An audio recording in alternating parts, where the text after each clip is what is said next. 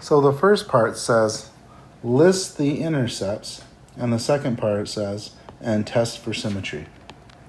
So we got to list the intercepts now. So if we're going to find an x-intercept for number a here, we know our y equals 0. So we just plug that in and solve for x. So I get 0 equals x plus 2. So then x equals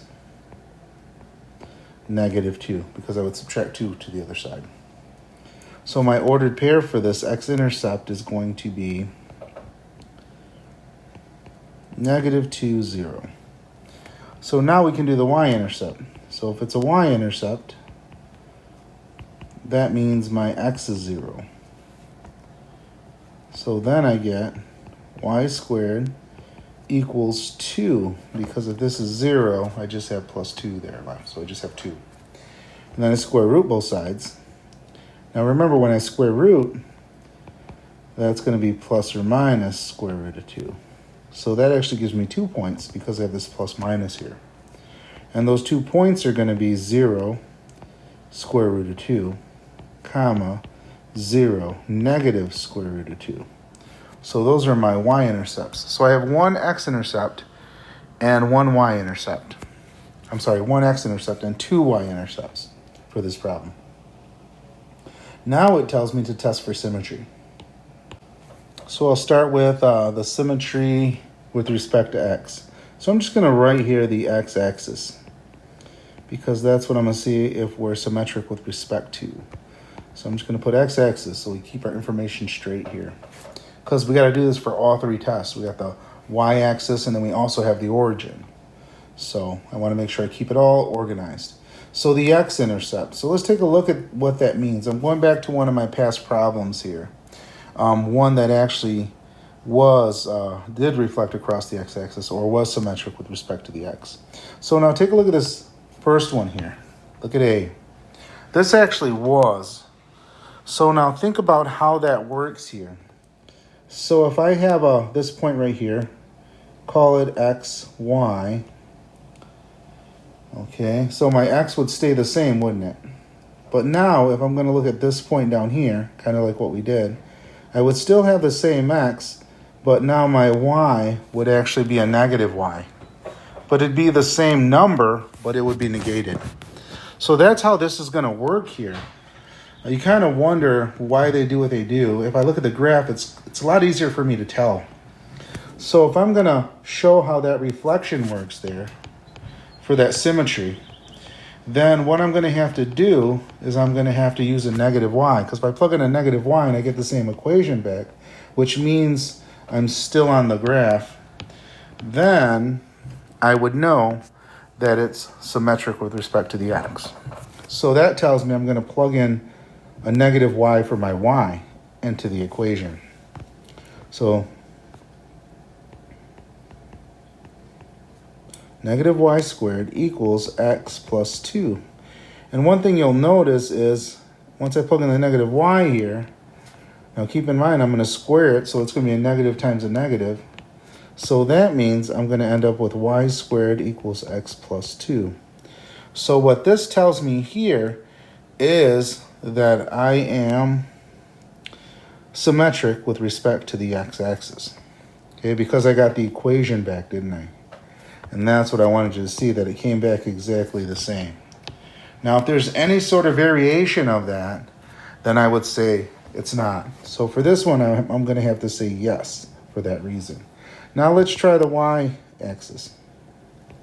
Now remember, we have to try them all, because the last one we did in the last video, notice this one here, it was actually all three. So something to think about there. So that's why we always have to check the others. So now the y-axis, now let's see what that would mean for us here. So if we're looking at the y-axis, let's see which one was with respect to the y. The only one that was this last one here, number C. And let's see what happens there. So if I'm going to look at this point right here, I'm going across the y now, so I'd be going in this direction. Okay, so if I take this point right here, that's going to be my x, that's going to be my y value. And then if I am thinking about this point being on this side, that would be the same distance in the x direction, but negated, so it would be a negative x.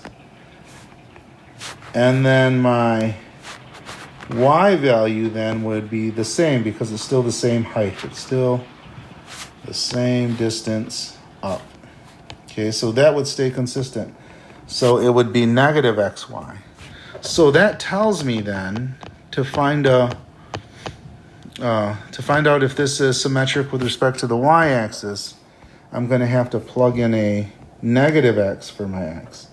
So here we go. This is y squared equals, instead of the x, I'm going to put a negative x in place of it, plus 2. Now when I look at this is not exactly my original equation because it has a negative in front of the x here, and that one doesn't. So that tells you then that this is not symmetric about the y-axis. So I'm going to say no there because that didn't give me exactly the same equation. Okay, now I'm going to try the origin. Now think about this one. This one was an origin one, number B, so I'll use that one. I'll kind of show you what I mean. So now let's say I had this point right here, and now we're just going to call it xy. Or actually it's x negative y, just to keep it right. So now if I'm going to shoot that through the center to the other side, then that's going to end up being negative x, same distance, and positive y. And let's try a point here now. Let's do the same thing. That's going to be a positive x, positive y.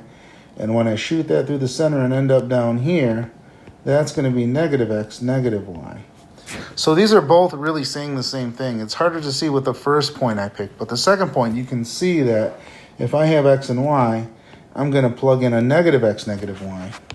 And that is the same thing I did here. I plugged in a negative in for both of those. So what's the negative of x? Negative x, and that's what we see here. What's the negative of negative y? Positive y.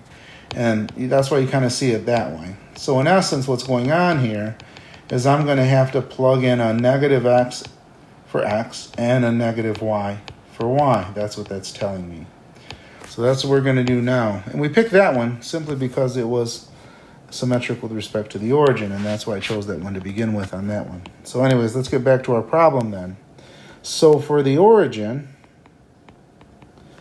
I'm going to pick negative for both of them.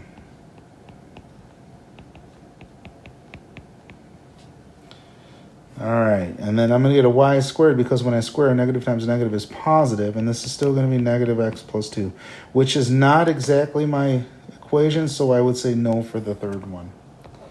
Okay, so the only one that works is the first. So I would say this is symmetric about the x-axis.